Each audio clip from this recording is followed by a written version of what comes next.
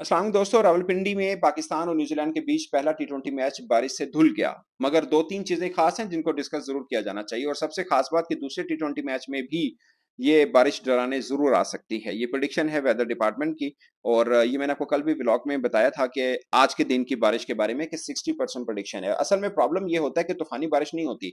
मैं जब first day Rawalpindi पहुंचा था, जिस दिन पाकिस्तान ने सिर्फ ट्रेनिंग सेशन करनी थी, उस दिन भी यही हुआ कि वक्फे वक्फे से बारिश होती गई और बिलाकर पाकिस्तान को अपना ट्रेनिंग सेशन कैंसिल करना पड़ा। तो ये बेसिकली थोड़ा सा आप समझ सकते हैं कि रावलपिंडी के अंदर रेनी वीक है, आप इस तरह कह सकते हैं। अब दूसरा टी20 अगरचे कल ब्रेक है और उसके बाद दूसरा टी20 मैच खेला जाएगा, उसमें भी कल के दिन बारिश की प्रेडिक्शन नहीं है। मगर परसों जिस दिन दूसरा टी20 मैच खेला जाना है उस दिन बारिश की प्रेडिक्शन है, जो कि मतलब अनफेयर है। मतलब फैंस के लिए जो पूरा दिन आज इंतजार करते रहे और खासकर उन क्रिकेटर्स के लिए जो तीन डेब्यूटेंट थे उनके लिए कि फैंस देखना चाहते हैं कि वो किस तरह का इंटरनेशनल क्रिकेट खेल सकते हैं। उनमें से अबरार अगरचे टेस्ट क्रिकेट खेल चुके हैं, मगर अबरार का शामिल होना एक खास वजह है, वो मैं आपको इस व्लॉग में बताऊंगा। और जो दो बॉल का खेल हुआ, दो सिर्फ डिलीवरी हो पाई और शाहीन अफरीदी की खासकर उनका जो बॉल कट के अंदर आता है वो खूबसूरत एक आर्ट होती है उनकी स्विंग की, वो आज नजर जरूर आई। मगर पूरे जाहिर है वो ओवर भी पूरा नहीं कर पाए। तो एक कमाल दो बॉलें हुई, मगर दो को बॉलें बड़ी शानदार थी। और दूसरी खास बात कि इब्रार के ऊपर मैं क्यों कह रहा हूँ कि उनका खास है, देखें शादाब खान को शामिल किया है, उसामा मीर को शामिल नहीं किया। उनको सिर्फ स्क्वाड में इसलिए रखा कि उन्होंने पाकिस्तान सुपर लीग के अंदर अच्छी विकेट्स ली हैं और उनको निकालना बनता नहीं था। मगर अब उनको रेस्ट नहीं मैं कहूंगा, उनको शायद ड्रॉप कहूंगा, क्योंकि रेस्ट होता तो शादाब का होता।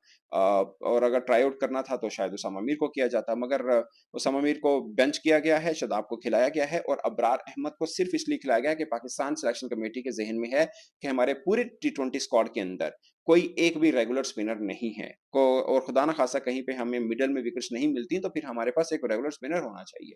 आपके पास ऑलराउंडर हैं, आपके पास शादाब खान है, आपके पास इमाद वसीम है, आपके पास उसामा मीर हैं, आपके पास इफ्तिखार अहमद है, आपके पास साइम अयूब है, मगर आपके पास रेगुलर स्पिनर नहीं है। और जितनी अच्छी टी20 वर्ल्ड कप में टीमें, अच्छी टीमों की मैं बात करूं, जितनी जाएंगी पाकिस्तान और बांग्लादेश, वो टीम है जिनके पास रेगुलर स्पिनर नहीं है। अगरचे बांग्लादेश के पास भी मेहदी है, बट फिर भी ये दो टीमें हैं जिनके पास वो एक जिसे बोलते हैं ना कि मैच बदलने वाला स्पिनर नहीं है। बाकी हर टीम के पास एक रेगुलर स्पिनर तो जरूर है जो विकेट्स उनको बीच में देता है। वो बैटिंग एडवांटेज मिले ना मिले, लेकिन वो मिलता है। बल्कि श्रीलंका देखें, ठिकसाना है उनके पास, हसरंगा है उनके पास, दो ऑप्शन हैं।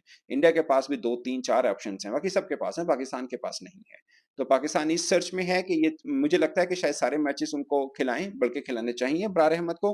अगर आप ये ट्राई आउट कर रहे हैं कि यार वो एज ए रेगुलर स्पिनर हमारे कितने काम आ सकता है, तो आप उनको ट्राई आउट करके देख लें। बट मुझे लगता है कि अब्रार भी पीएसएल खेले हैं, उसामा मीर भी खेले हैं, और आपको ये चाहिए कि विकेट्स किसकी ज्यादा है, तो मुझे लगता है कि उसामा मीर के साथ भी थोड़ा अनफेयर ना करें कि वो आप उनको इन आउट करके खिला रहे हैं, वो शायद थोड़ा फेयर नहीं है। न्यूजीलैंड टूर में भी सारे मैचेस नहीं खेले थे और वहां पे खैर सबको अच्छा खासे रन हुए, उधर से भी रन हुए न्यूजीलैंड बॉलर्स को भी। तो मुझे लगता है कि सिर्फ इस बुनियाद के ऊपर कि न्यूजीलैंड के अंदर वो नजर नहीं आए तो आप उनको इसलिए कर दें, वो भी थोड़ा अनफेयर होगा। तो उसामा मीर को भी बीच में चांस जरूर मिलना चाहिए। तो आज के दिन खास ये था कि इरफान नियाजी और उस्मान खान, ये दो नए चेहरे थे जो जिनको इंटरनेशनल में जिनका कद काठ जांचना था पाकिस्तान ने। और मुझे लगता है कि ये अब दूसरे टी20 मैच के लिए पाकिस्तान ने कोई कॉम्बिनेशन में चेंज तो नहीं लाएगा, यही प्लेइंग 11 के साथ ही जाएगा। अगरचे पहले ही पाकिस्तान ने ये डिसाइड किया था कि हर मैच के अंदर डिफरेंट कॉम्बिनेशन के साथ जाया जाए, ताकि सबको रेस्ट भी किया जाए और किसी की बारी भी आ जाए। मगर अब दूसरे टी20 मैच में प्रॉब्लम ये आ रहा है कि उस दिन भी बारिश की प्रेडिक्शन है और इसी तरह की बारिश की प्रेडिक्शन है कि वक्फे वक्फे से बारिश होती रहेगी। अगरचे उस दिन की बारिश की प्रेडिक्शन आज के दिन से कम है, यानी एक दिन के बाद जो रावलपिंडी में बारिश होगी वो आज के दिन से कम है, मगर बारिश है, प्रेडिक्शन है। ये मैंने आपको कल भी व्लॉग में बताया था कि पहले दो टी20 मैचेस बारिश से मुतासिर हो सकते हैं। आज का मैच मुझे ये लगता था कि कुछ कम ओवर हो सकते हैं, बट मैच जरूर हो जाएगा, बट वो भी नहीं हुआ क्योंकि तूफानी बारिश नहीं हुई, बट वक्फे वक्फे से बारिश होती रही है, तो ये प्रॉब्लम रहा। अब दूसरे टी20 मैच में भी बारिश की प्रेडिक्शन है और खुदा ना खास्ता अगर बारिश होती है और मैच का ये प्रॉब्लम रहता है तो बड़ा इशू रहेगा, खासकर पाकिस्तान के लिए भी।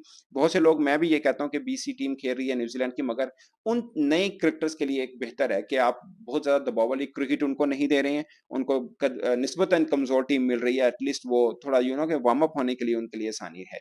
अब रहा सवाल कि कल जो ब्रेक डे है, वक्फा है जिस दिन में, उस दिन दोनों टीमें क्या करेंगी। तो अब तक तो यही इन्फॉर्मेशन है कि दोनों टीमें आराम करेंगी, ऑप्शनल है अगर कोई खिलाड़ी करना चाहे, अदरवाइज दोनों टीमों ने आराम को ही तरजीह देनी है, क्योंकि उसके बाद लगातार दो टी20 मैचेस, उसके बाद दोनों टीमें फिर लाहौर आएंगी, जहां पर अगले तीसरा और जहां पर चौथा और पांचवा। अस्सलाम वालेकुम नाजरीन, आप देख रहे हैं स्पोर्ट टीवी। मैं आपका दोस्त कमर हूँ।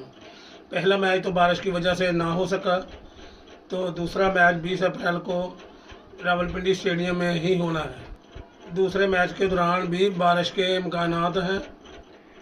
पहले मैच का मज़ा तो सारा ही ख़राब हो गया। दूसरे मैच वाले दिन भी बारिश बताई गई है।